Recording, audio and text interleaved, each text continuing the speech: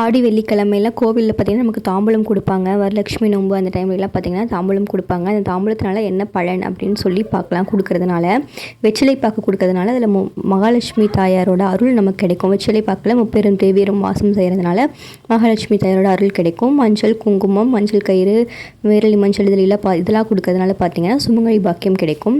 கண்ணாடி வளையல் கொடுக்கறதுனால பார்த்திங்கன்னா மன அமைதி கிடைக்கும். மன அமைதி, பொறுமை அதெல்லாம் கிடைக்கும்.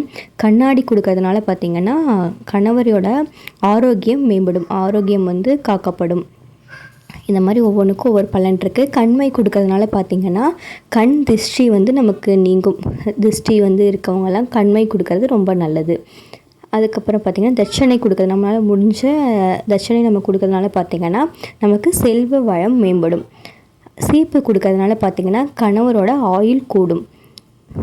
அதுக்கப்புறம் பார்த்திங்கன்னா பூ கொடுக்கறதுனால பார்த்திங்கன்னா நமக்கு மகிழ்ச்சி கிடைக்கும்.